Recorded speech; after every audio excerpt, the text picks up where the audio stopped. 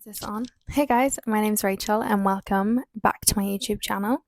Today we're going to be talking about moving back to your hometown after living in a big city. It's something that has been on my mind for the last 4 months since I've moved back, and something that I've been working through, something that I'm still working through, and I want to share what I've already learned, what I'm struggling with. Hopefully you can learn something from this, or you can feel maybe that you're less alone. It's a huge change. I think everyone talks about on TikTok and YouTube moving away and how to move away, and if that comes so easy to you, I'm not someone that struggled with that. I struggled with coming back. My reason for coming back from London, I was there for 2 years, was because I felt unfulfilled in the work that I was doing, and I wanted to pursue a career in mental health nursing, which is something that I've always thought about, and I got accepted. So I decided to come back. I was also feeling a sense of loneliness there, which I knew wouldn't last forever, but I was wondering, was it a sign that I was meant to come back? Side note, please get yourself one of these little mics because it makes you feel like a celebrity. If you want to start a podcast or a YouTube channel or anything, please just get one of these. It arrived this morning and I'm like, I'm doing it because this makes me feel incredible. I feel like Lady Gaga on a talk show. So I hope you guys too, listening. Yes, please get one. I got it on Amazon for literally 20 pounds. Great. That's the reason I moved back. And for the last 4 months, I've done a lot of work in terms of journaling, in terms of putting myself out there, doing exposure therapy as much as I could. But it's something that still hasn't fallen into place for me yet. I cannot say that I'm happy here. But coming to that realization after trying a lot of things, which I will get into in a minute, made me realize, okay, this is something that's temporary. I'm going to stay here, do my course, and then every summer I'm going to go somewhere else and work. I think that's what's keeping me going. The things that I'm doing that might help you in coming back is first accepting that this might not be the happiest place for you. I think also it's a good thing because you still have that sense of there's so much more out there for me and you're not settling. So I think it's actually, when you look at it, it's a really good mindset to have. I think that something that's helped me is putting things into your day that will bring you joy, even if you're in a place where you don't feel like you fit in, that you feel judged, that you have anxiety, that you don't feel like you can achieve your dreams. And I'm not saying that that's just because you live in a certain place, it doesn't mean that you can't achieve your dreams. Just for me right now, that's how it feels. It feels like quite a restrictive place to be. If I haven't said this already, I live in Galway in Ireland, and I was in London for the last 2 years. So it's a massive change. And I think one of my friends said to me, giving yourself compassion over the fact that you have made this massive, massive change. You went from working in a nightclub and acting and having every day be different and meeting so many people, to coming back, living with your parents, studying. That is huge. And I guess a lot of it for me is the fact that I feel like I've just turned 24, that I'm taking a step back, when actually I've made this decision that I'm taking a step forward. So I think you really need to sit with yourself, give yourself time. Don't feel that you have to rush and make a decision. That's how I felt recently, is that I need to decide, do I go back to London? Do I move to Canada? Do I move to Edinburgh?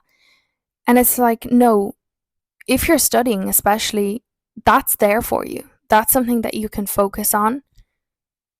Ooh, low battery. That's something that you can always have there for you. If you make a decision to defer a year, if you make a decision to, I'm rambling, but just know it's something that's always there. I think it's important to make connections with people and put yourself out there. I am going to a dance class on Sunday. One of my friends from a couple of years ago has just started one, so that's given me something to look forward to, and also get into other dance classes that are going on around the city. Not that there's many, but I'll find them. And then also either working or studying as well to keep yourself entertained. I think there can be something said for having a job and not you know, being at peace with yourself, not having much to do all the time is, I'm literally rambling so much. But this is just my thoughts. Giving yourself peace and being like, oh, I'm okay without anything. I'm okay without a job. I'm just secure in myself is not always the way to go. I mean, you need something to keep yourself entertained. So if what works right now is not jam packing your schedule, but having things to do throughout the day, is what works, then do that. So I've been going to the gym like 5 days a week, well, mostly. And then, yeah, trying to put myself out there, meeting people. And it's not really been working that well. I'm not gonna lie. You're always gonna have that longing to go back to where you were or to be in a big city full of opportunities. And I think you just have to remind yourself, like, I'm doing this for a reason. I'm not taking 10 steps backwards. I'm taking a step back to then in 4 years take 10 steps further. So I think having a vision board is super important. Scripting every day. I did try scripting what my life is going to look like in 4 years, and I feel that way to go is actually really discouraging because it's so far away. So I think script your summers. And a major, massive, important thing is to script your days while you're here. Don't sit in the thought, which I have done, and even up until recently, sit in thoughts of I hate it here, because if you hate it, just move, or else find a way to make it work. How I'm going to make it. Putting rituals in your day that are going to bring you that sense that you're still not that person that's living in this place, which is spending time with yourself, solo dates, getting up, cooking yourself a nice breakfast, going to the gym, reading, really just passing the days from me right now. And I think it's also really important to keep your vision in mind at all times. When the days are really hard, just keep thinking why you're doing it. But yeah, I think it can be a lot, especially a place like I live where it's not a very accepting. It can be and it can't be place. It's a place that you also grew up in, so you know a lot of people. You also know a lot of people that you don't get on with, you don't like the mindset of. But I think it's important to remind yourself of who you've become in the last few years that you've lived away from home, and keep that person within you. Don't fall into being insecure again. Don't fall into being anxious again. Don't fall into other. You're not going to fall into the other ways of people because that's not who you are now. But make sure that you stand up for yourself and that you still are your confident self, because from experience, it can be rough if you don't do that.